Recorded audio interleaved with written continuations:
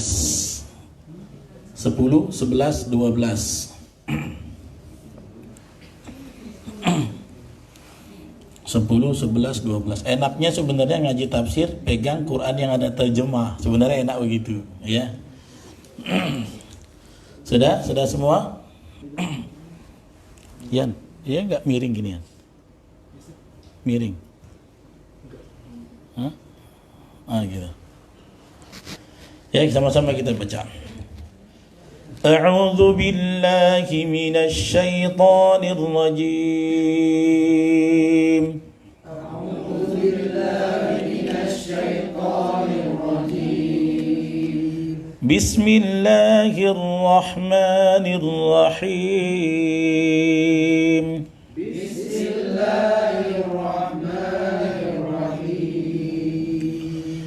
وسواء عليهم أأنذرتهم أم لم تنذرهم لا يؤمنون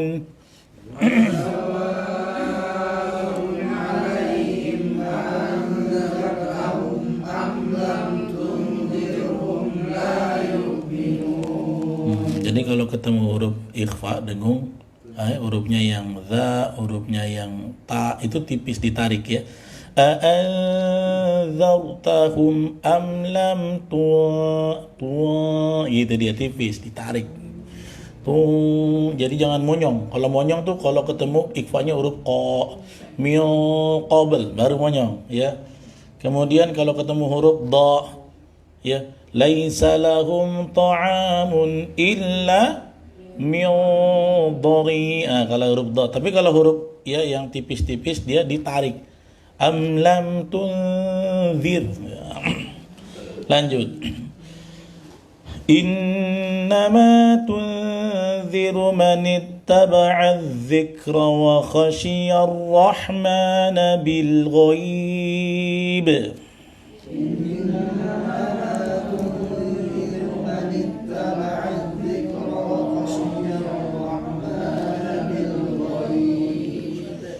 فبشره بمغفرة وأجر كريم.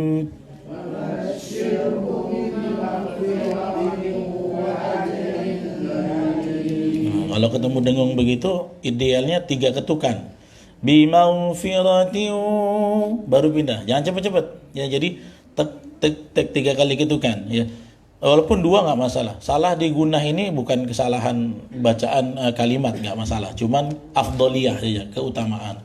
Jadi kalau bisa 3 kali ketukan ya. Kalau ketemu gunah di mana-mana saja ya. Bimaghfiratin wa ajrin.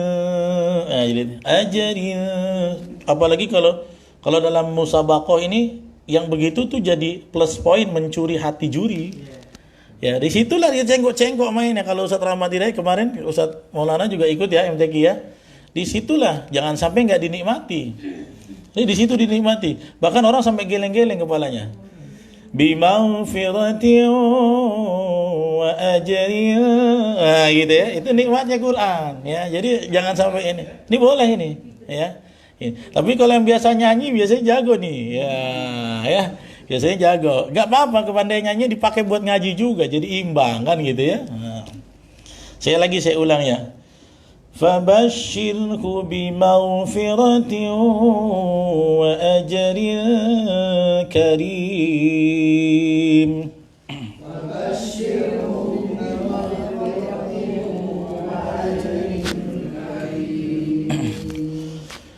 Inna nahnu nuhyil mauta wa naktubu ma qaddamu wa atharahum.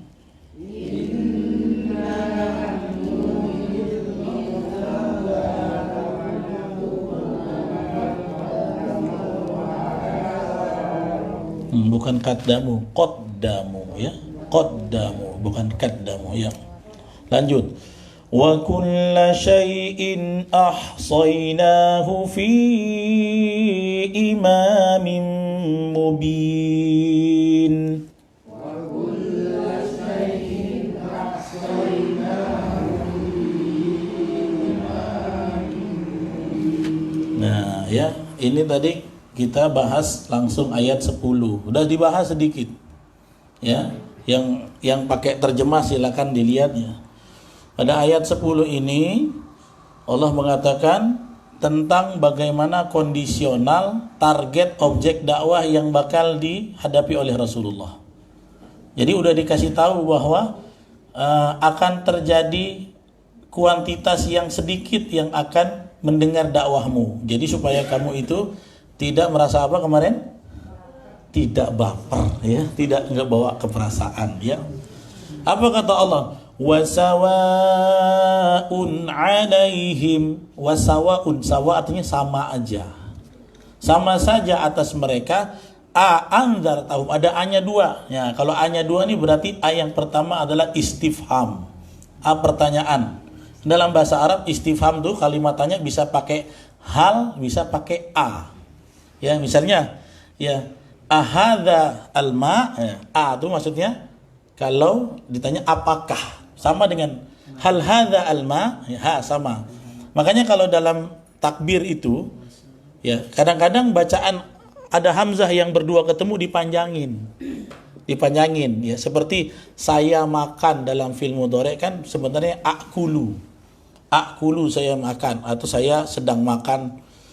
Nah, kalau dibaca biasanya akulu langsung. Nah, karena itu di dalam takbir itu gak boleh memanjangkan Allah dengan A-nya. Yang boleh tuh lafzul jalalahnya yang boleh. Allah, tuhnya boleh. Tapi ada orang yang dari sujud naik ke atas, A-nya dipanjangin. Saya ketemu. Karena saya orangnya cerewet. Nah, makanya Ustaz Maulana, Ustaz Hamdan pun kena cerewetnya saya di sini kan ya. Mohon maklum aja. Ini demi kebaikan Ustaz ya. Ustaz muda harus digituin sama yang lebih tua lah ya. Walaupun belum tua kali lah saya nih. Jadi ada orang yang takbirnya Pak dari sujud ke naik Allahu Akbar. Itu kalau diartiin A-nya jadi kalimat istifham. Harusnya dia bilang Allah Maha Besar, jadi kayak meragukan. Memangnya Allah besar ya? Apakah Allah Maha Besar? Hati-hati. Makanya ya, ini ada sebenarnya 20 kompilasi kesalahan azan. Banyak.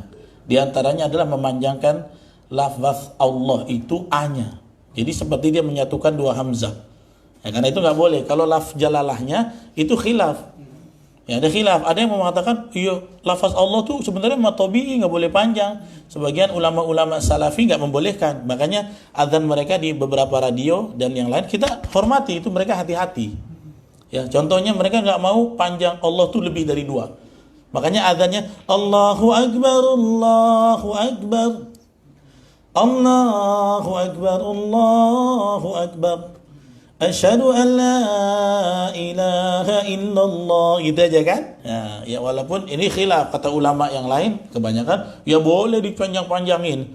Allahu Akbar, Allahu Akbar. Boleh, kenapa? Karena hadza laisa min qiraatil Quran. Karena dia bukan baca Quran, enggak wajib bertajwid gitu. Selain Quran kan enggak mesti bertajwid, baca hadis bahasa Arab nggak pakai tajwid. Kalau pakai tajwid repot.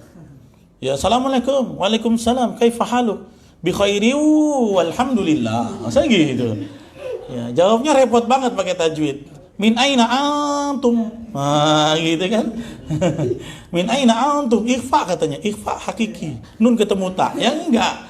Bahasa Arab hadis itu nggak pakai tajwid. Nggak pakai tajwid. Min aina anta? Bi khairin walhamdulillah. Gak usah pakai nun tanwin bertemu waw idgham, nggak usah ya.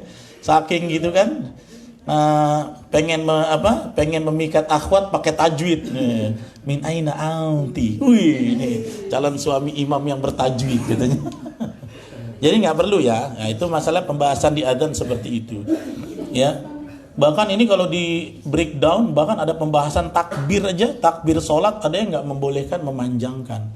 Karena secara hukum pakemnya itu matobi'i. Tapi ini sebagian ulama yang hati-hatilah mereka, kita hargai ya. Jangan main salah-salahan, walaupun kita menganggap mungkin yang nggak masalah. Ya, kalau mereka menganggap harus 2, nggak boleh lebih, itu kita menghargai mereka menjaga lafaz supaya tidak terjadi kesalahan ya gitu. Ya, maka di ayat ini Allah sedang memberitahu, a'anzartahum, apakah engkau memberikan peringatan kepada mereka, am lam tunzirhum, ya, atau kamu tidak berikan peringatan kepada mereka, la yu'minun, sama aja mereka nggak bakal beriman. Kenapa? Kata Imam Ibnu Katsir, qad khatamallahu alaihim bid-dhalalah, karena hatinya sudah tertutup dengan kesesatan. Nah, ini kalau yang kafirnya sudah mutasyadidun, ini udah parah nih yang sudah saya bilang semalam ya. Udah tingkat level akut lah, ibaratnya kalau makan bon cabe level 100. Udah paling ujung ya. Nah, ada yang kuat makan cabe enggak di sini? Oh, enggak ada ya. Enggak ada ya. Jadi, sekarang kan lagi musim tuh ya makan samyang, cabe pedas gila. Wah, saya pernah lah ditantangin keponakan saya di YouTube saya tuh ada tuh.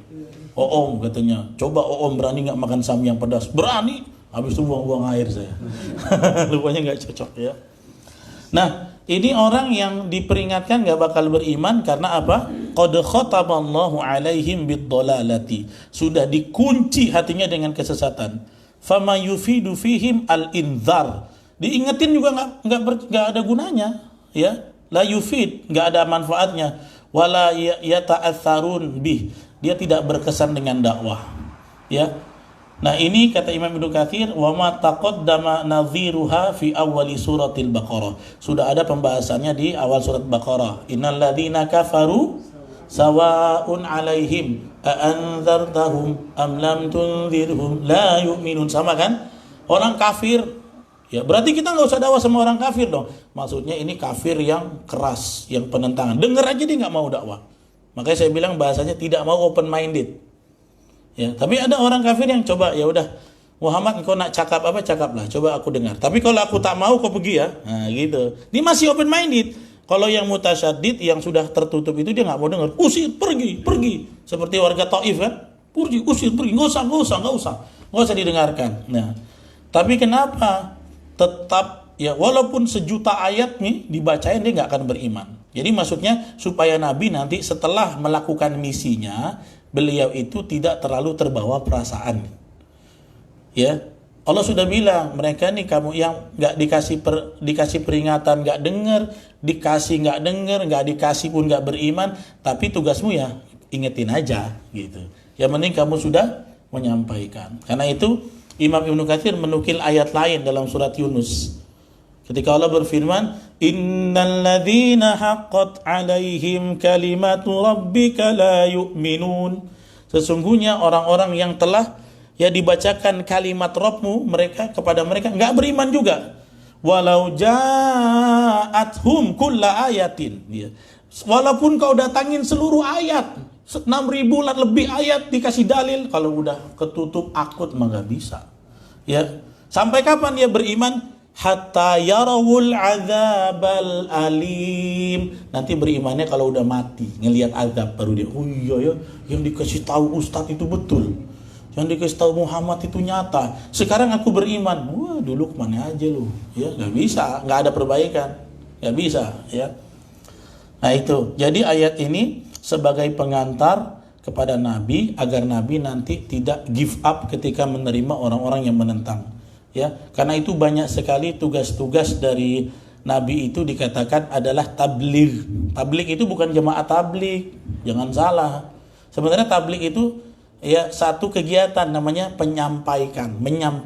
Dari balagho yuballighu tablighon, artinya adalah menyampaikan. Ya, makanya teman-teman yang suka keluar dari masjid ke masjid khuruj, makanya disebut jemaah tabligh karena mereka keluar untuk menyampaikan dakwah kepada orang. Dan kalau Bapak Ibu tahu jemaah tabligh itu luar biasa mereka.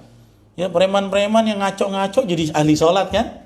Padahal mereka sederhana aja, bukan alim ulama semua, enggak. Sedikit bagian dari mereka alim ulama. Cuma mereka semangat berdakwah. Dan berdakwah tuh enggak ribet. Tabligh itu misinya datang ke satu masjid, keliling ke rumah daerah masjid itu, ajak ke orang-orang itu memakmurkan rumah Allah. Itu aja. Gak repot-repot ya, gak mikirin mazhab ini khilafiyah, terserah deh mau pakai mazhab yang mana. Yang penting kamu sholat, itu aja yang jadi intinya. Ya, dan tugas Nabi itu begitu.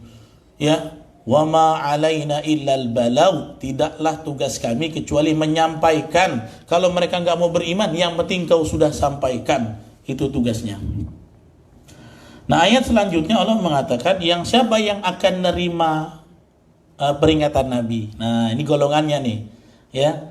Dan golongan yang akan menerima dakwah dari Nabi akan mendapatkan ampunan dan pahala yang besar. Maka Allah mengatakan ayat ke-11, Innama tunziru man ittaba'a dzikra. Innama, ya. Innama itu kalau dalam bahasa Arab itu pembatasan. Sama seperti ayat yang memakmurkan masjid, innama ya'muru masa sesungguhnya yang memakmurkan masjid Allah hanyalah, ya. Maka di sini sama innama, ya. Innama itu berarti cuma sebagian saja. Innama tunziru man ittaba'a dzikra. Sesungguhnya di antara mereka yang mau, ya, mengikuti apa yang kau peringatkan adalah orang-orang yang mengikuti az-dzikra, ya. Apa itu az-dzikra? Kata Imam Ibnu Katsir, innama yantafi'u bi'indzarika al-mu'minun alladzi yattabi'una adz-dzikra wa huwa al-Qur'anil 'azim. Ya, orang yang bisa kau beri peringatan adalah orang yang beriman kepada Quran. Karena itu di banyak orang kufar Quraisy, dakwah Nabi pertama itu jatuh cinta sama ayat. Banyak kisahnya, orang jatuh cinta sama ayat, termasuk Umar bin Khattab. Ya, termasuk banyak Abu Sufyan, banyak di antara sahabat-sahabat, bahkan banyak orang-orang yang tadinya jahiliyah kepincutnya gara-gara ayat. Itulah orang yang manittaba'a dzikra. Karena Al-Qur'an itu turun memang jadi pelipur lara orang saat itu. Hatinya pada gundah melihat kesyirikan, gelisah. Pas dengar Muhammad ini cakap apa ya? Kok kata-katanya indah sekali, bikin tentram. Apa itu? Quran. Ya. Nah, itulah ketika disebutkan oleh Allah orang-orang yang mengikuti kamu adalah orang yang mengikuti Al-Quran Az-Zikra. Wa khasyiyar rahman, khasyiyah dan takut kepada Allah yang Maha Rahman, ya. Maksudnya apa? Dia ini kalau sedang sendirian, dia punya rasa takut kepada Allah, ini namanya rasa khasyiyah. Nah, orang yang begini ini orang yang baik, ya. Beriman pada apa yang disampaikan Nabi dari Az-Zikr, Al-Quran, kemudian takut kepada Tuhan, maka akhlaknya jadi baik, ya. Maka kata Allah, fabashirhu bimaghfiratin. Kalau sama golongan yang itu, kasih kabar Muhammad, fabashirhu, berikan kabar kepada mereka bimaghfiratin, mereka dapat maghfirah, ampunan. Jadi kan banyak orang jahiliyah kan dulu nyembah patung. Ya, apa aja namanya, ingat nggak? Nama Tuhan-Tuhannya kafir Quraisy. Lata, Manna, Uzza, apalagi kemarin? Wadda. Nah, ini siapa? Suwa'a, ya, itu di surat Nuh nih. Ya, siapa yang sekolah di SDIT di sini ada? Udah setoran belum juz 29? Udah kan? Udah hafal sayang? Belum. Belum semua. Surat Nuh udah hafal belum? Baru siapa berapa? 5. Nanti semangat ya, diterusin ya. Setorannya sama siapa? Sama siapa? Di sekolah sama siapa? Ustadz Herman Alif. Yang kecil-kecil ganteng tuh kan? Oh iya, Ustadz ini kenal. Saya dulu pernah di sana, Pak. Ustadz Herman Alif ya, di SMP ya. Ya. Di dalam surat Nuh itu nama-nama Tuhannya sebagian jahiliyah disebut. Wa qalu la tadharunna wadda wala suwa'a wala yaghutha wa ya'uqa wa nasra, itu nama-nama Tuhan. Oleh yang itu dari batu. Kalau yang Lata, Mana, Uzza dari besi, apa namanya? Itulah pokoknya kayak beton gitu dibikin seperti macam-macam. Ada yang dari tepung gandum ada. Jadi pokoknya mereka mengukir seperti bentuk manusia. Kalau lapar nanti dipotek sendiri Tuhannya. Ya, itu yang dilakukan oleh Sayyidina Umar ibn al-Khattab radhiyallahu anhu. Maka orang yang seperti itu, ya, orang yang beriman kepada Al-Quran, didengarkan Quran sama Nabi, mau dengar, kemudian dia beriman dan dia takut kepada Allah, wa khasyar rahmana bil ghaib. Maksudnya apa? Takut kepada Allah dalam keadaan orang nggak lihat. Nah, ini yang susah nih, ini modal loh, ya. Kalau ujian yang berat nih kayak Pak Dharma sebagai pejabat, ya, yang paling susah itu adalah menjaga ketakwaan saat orang nggak lihat kita. Itu paling susah. Semua orang sih sebenarnya. Ya, puasa itu kan ngajarin itu. Puasa mengajarkan kita itu ada sifat khosyah. Salah satu definisi takwa itu adalah menimbulkan rasa takut. Karena dalam bahasa Arab takwa itu artinya takut.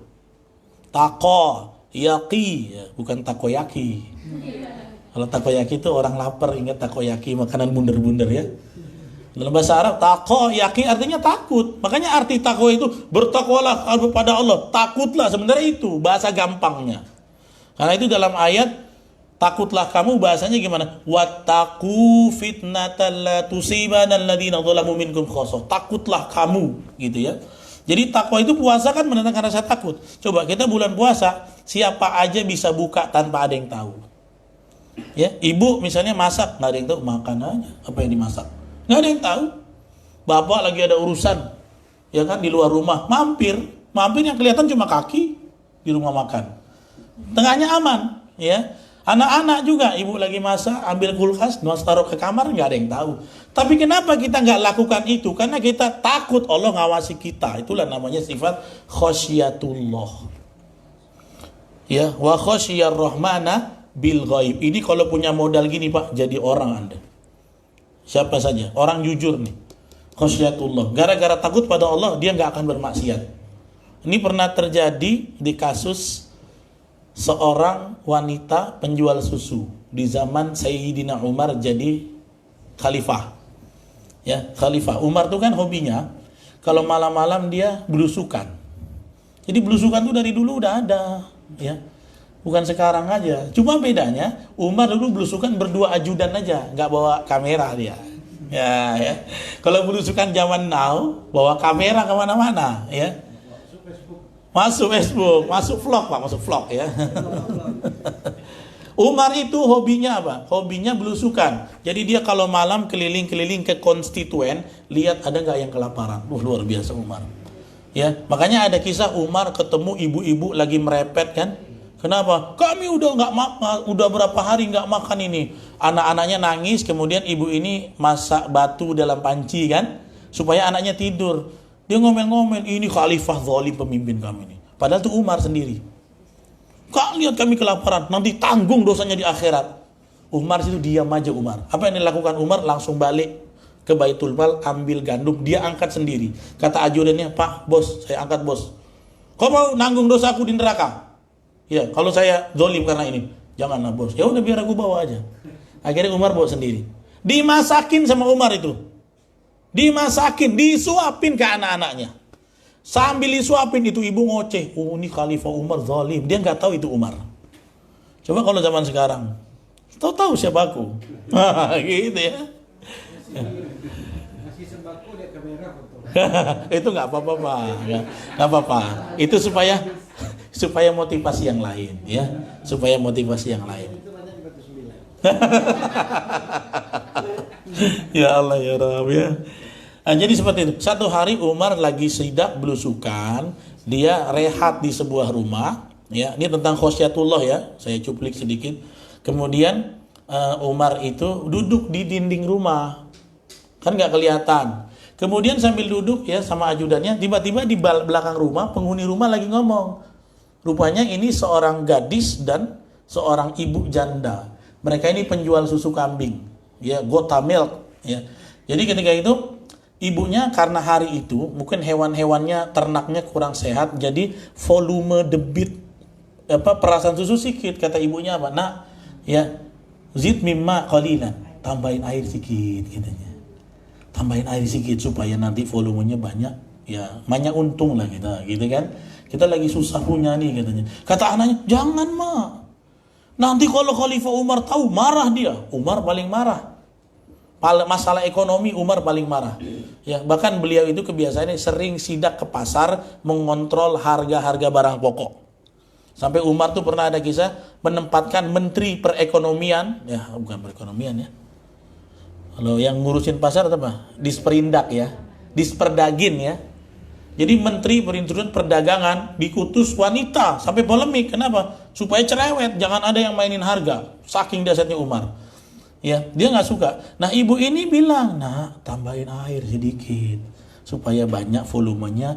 Kita ada untung. Kita lagi susah nih, Nak." Kata anaknya, "Gimana, Mak? Kalau Khalifah tahu nanti marah dia, Mak." Kata mamanya, "Khalifah Umar tak tahulah." Padahal Umar ada di situ. Dia dengar kan? Lalu dia pantau saja. Apa kata anak ini? Jangan mak, kalau Khalifah Umar nggak tahu bagaimana Tuhannya Umar mama. Tanya, Masya Allah ya. Ini anak yang solihan nih begini. Mama mau korupsi dicegah. Kalau anak zaman now, macam mana nak? Mama korupsi lah mak, biar kami nak ganti HP mak katanya. Ah itulah rusaknya. Iya kan? Ini ada dana nih, lebih nih, macam mana nih? Nak ya, Pak, boleh lah Pak, biar kami ganti mobil baru Pak. Ini anak rusak ini. Ya, tapi kalau anak ini nanti Anda bisa tahu siapa akhirnya anak ini, lahir siapa zuriatnya. Ya, kata anaknya jangan mak, kalau Umar tidak tahu bagaimana dengan Tuhannya Umar. Jadi dia kan merasa nggak ada yang tahu, tapi Allah mengawasi. Itulah khosyatullah namanya. Gara-gara khosyatullah mereka terhalang dari perbuatan maksiat. Umar dengar semua itu. Akhirnya nggak jadi. Umar pulang ke rumah, Umar terkesan, kemudian dia cari di antara anak bujangnya, ya siapa di antara kamu yang mau kunikahkan dengan seorang wanita solehah bertakwa, takut kepada Allah.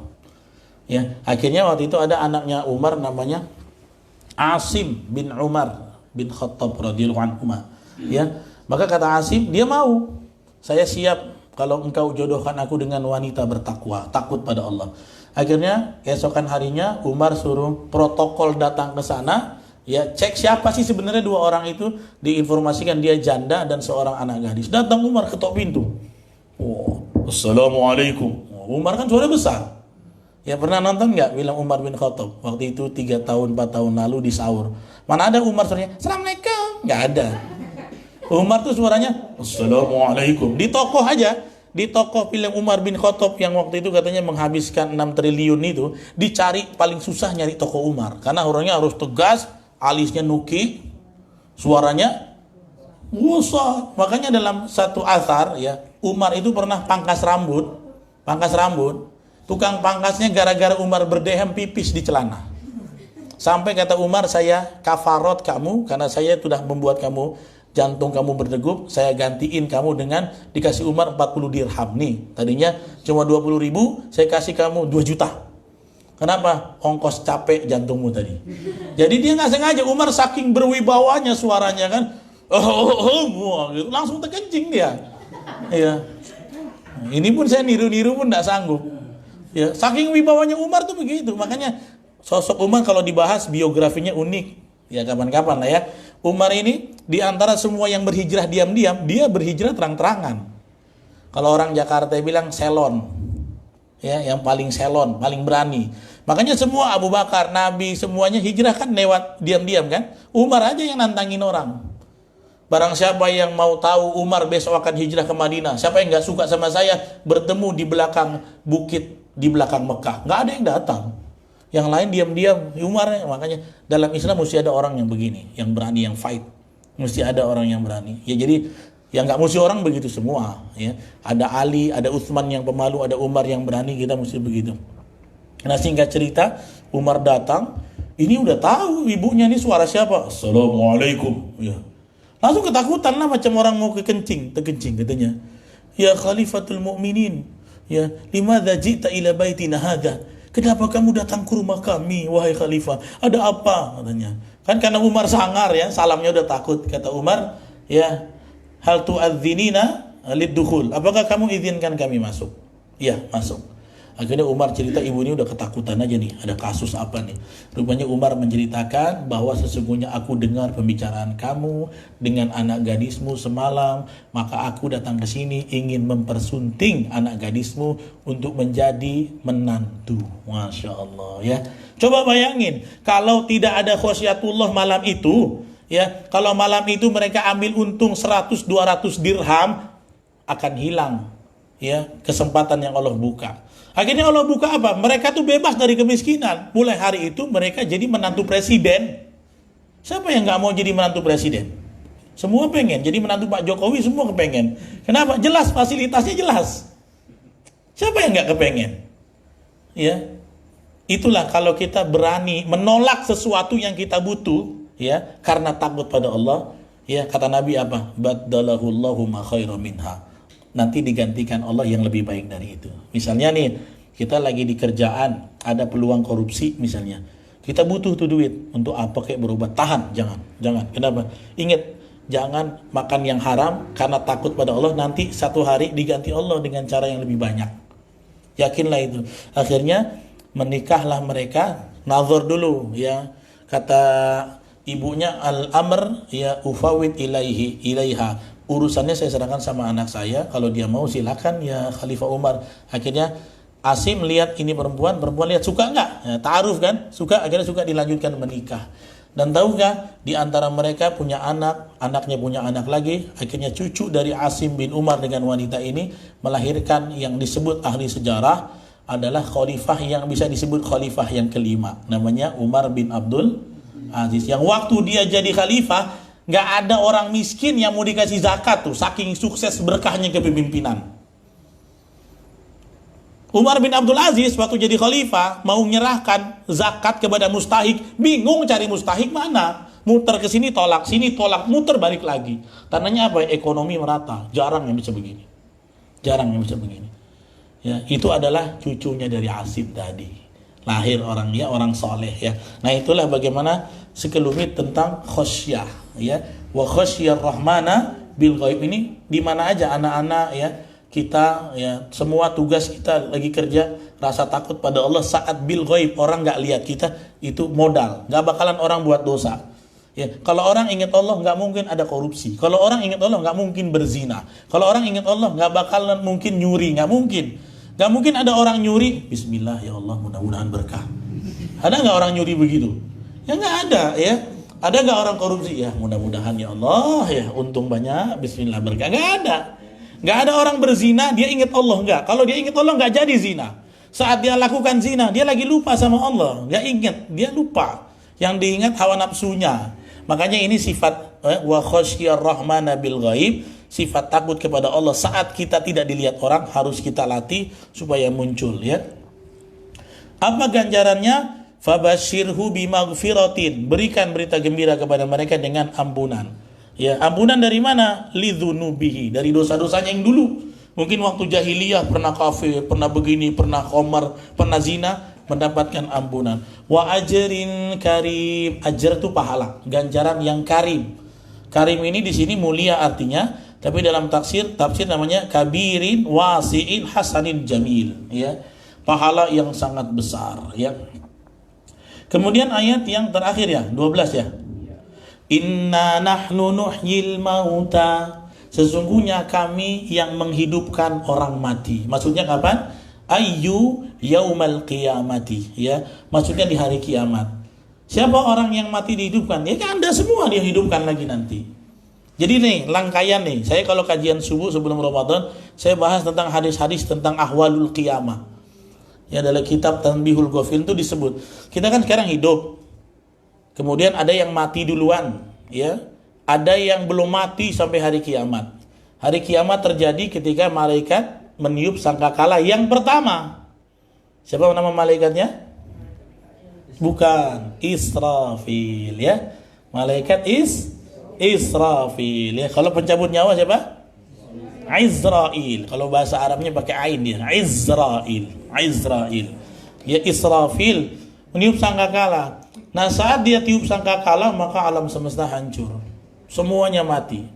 Siapa yang pertama mati? Manusia dan lain-lain. Siapa yang terakhir mati? Jibril, Mikail, Israfil, Izrail, wa malaikat hamalatul arsh. Malaikat yang gendong arsy Allah. Itu yang terakhir mati. Ya. Ini cuplikan aja ya. Kemudian kata Allah, "Man baqiya min khalqi." Ya, wahai malaikat maut, siapa yang tersisa setelah ditiup oleh Israfil sangkakala? Maka disebut oleh malaikat Israel yang tersisa Jibril, Mikail, Israfil, wa ana abduka dhaif, dan aku hambamu yang lemah. Kata si Israel. Kemudian ya, mutu ilaihim, matikan mereka semua. Matikan. Akhirnya Jibril dicabut nyawanya oleh Israel. Israel yang pegang eksekutor. Ya, malaikat Israfil juga, hamalatul ars juga dicabut. Ya, selesai habis semua, tinggal dua yang masih abadi, yaitu Allah yang hayyun la yamut. Ditanya lagi, ya Israel, man baqiya min khalqi, siapa yang tersisa dari makhlukku? Maka kata Israel, baqiya abduka dhaif Israel, tinggal aku ya Allah. Kemudian apa kata Allah? Ya Israel, alam tasma' biqauli. Apakah kamu tidak dengar firmanku? Kullu nafsin dha'iqatul maut. Setiap yang bernyawa harus mati. La yamut ya Israel, kamu juga harus mati. Gak ada yang boleh tersisa, karena yang eksis hanya zat Allah. Nanti gak ada lagi. Terus gimana? Ya, fa'amalallah ay yakbida ruhahu nafsah. Maka Allah perintahkan Israel, cabut nyawamu sendiri. Akhirnya dia cabut. Itulah yang saya cerita kemarin. Waktu dia cabut, saking sakitnya, yasihu sayhatan. Dia teriak dengan lau yasma'una al-makhluqat fid dunya la yamut. Kalau semua makhluk dengar teriakan Israel, mereka mati, gendang telinganya pecah. Cuman gak ada lagi. Dan setelah itu, ya, baru Allah hidupkan lagi, gitu. Jadi Allah tunjukkan dulu kuasanya bahwa Allah ya yang hayyun la yamut, maha hidup, tidak akan pernah mati. Baru dihidupin lagi Israfil, Jibril, Israil, Hamalatul Arsy, semuanya dihidupin. Barulah nanti diperintahkan Allah Israfil tiup sangkakala yang kedua. Inilah namanya Yaumul Ba'ats, hari kebangkitan. Oh, panjang kalau bahas ini. Ya, sampai nanti syafaat, mizan dan lain-lain. Intinya di ayat ini Allah mengatakan inna nahnu nuhyil mauta, ya, kamilah yang akan menghidupkan orang mati. Saya skip aja ya. Ya.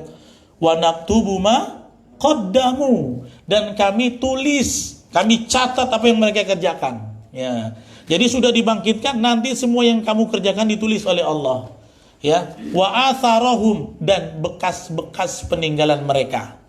Wa kulla syai'in ahsainahu fi imamin mubin, dan segala sesuatu kami hitung, ya, kami simpan, kami tulis fi imamin mubin, di imam yang nyata, maksudnya adalah kitab takdir lauh mahfuz. Nah, di dalam ayat ini Allah mengatakan sesungguhnya kami menghidupkan yang mati, wa naktubu ma qaddamu wa atharahum, kami tulis apa yang mereka perbuat di dunia, wa atharahum, dan peninggalan mereka. Dalam tafsir Ibnu Katsir, beliau mengatakan wa fi qawlihi wa atharahum, tentang peninggalan itu apa?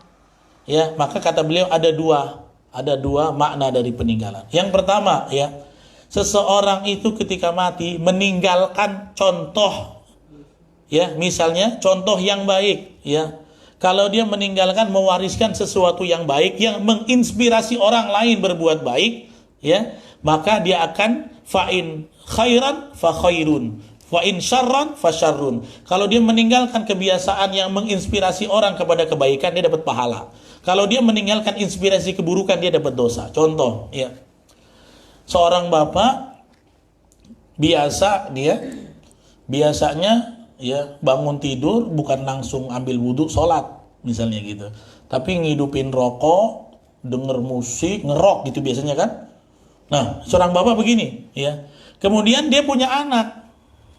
Anaknya lakukan itu gara-gara nyontoh lihat ayahnya. Maka kalau dia melakukan perbuatan dosa itu, enggak sholat, melakukan hal-hal yang tercela misalnya, itu karena peninggalan dari ayahnya, maka dosanya akan ngalir ke dia. Ini maksudnya, ya. Begitu juga kalau kita meninggalkan satu kesan yang baik kepada seseorang, maka dia akan mendapatkan pahala orang yang mengamalkannya. Kemudian Imam Ibnu Katsir menukil hadis. Ya, hadis dari Abu Hurairah. Hadisnya man sannaf fil Islam sunnatan hasanatan. Barang siapa yang menunjuki di dalam Islam satu jalan kebaikan, ya, maka buat dia kebaikan, dapat pahala itu. Wa ajru ma amila bih. Ketika ada orang lain gara-gara kebiasaan kita yang baik ikut nyontoh kita, maka ketika dia nyontoh, pahala dia, ya, dikasih ke kita.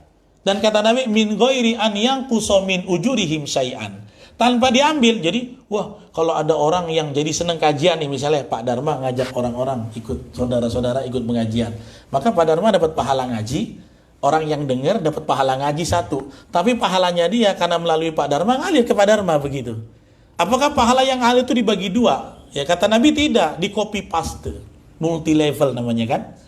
Ya, itu kalau kita menginspirasi kebaikan kepada orang lain.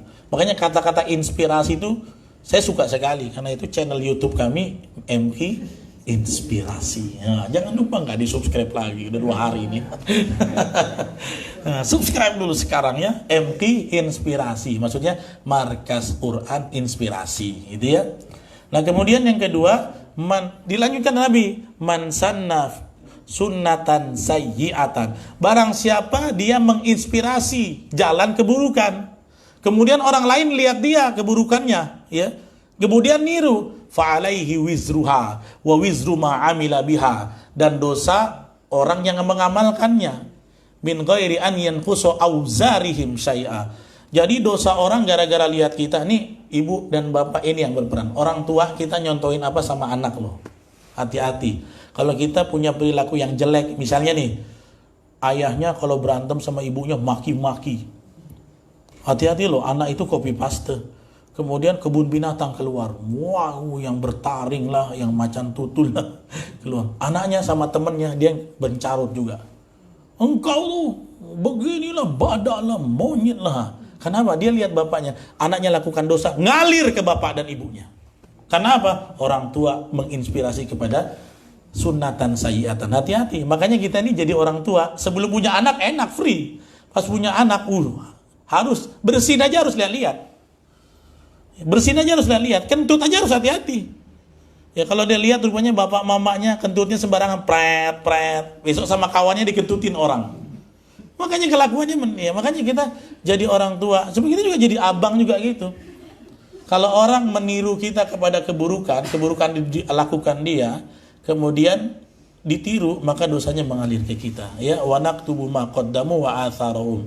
Itu penafsiran yang pertama. Penafsiran yang kedua, wa atharahum tuh ya khutahum birijlihim, langkah kaki. Sesungguhnya setiap langkah kaki akan dinilai oleh Allah. Nah, salah satu tafsir Ibnu Katsir mengatakan dulu ada namanya satu kabilah Bani Salamah. Ya, Bani Salamah ini tinggalnya ya di pinggiran Madinah. Jadi bukan di tengah, di pinggiran. Mereka akhirnya kan jauh ke masjid. Kemudian kata Bani Salamah, ya fa'aradu ya an yantaqilu qurbal masjid.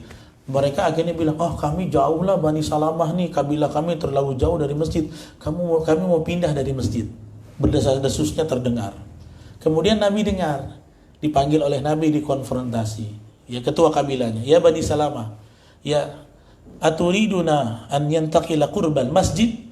Kami dengar kata Nabi, katanya kalian rame-rame mau pindah dekat masjid ya. Ya.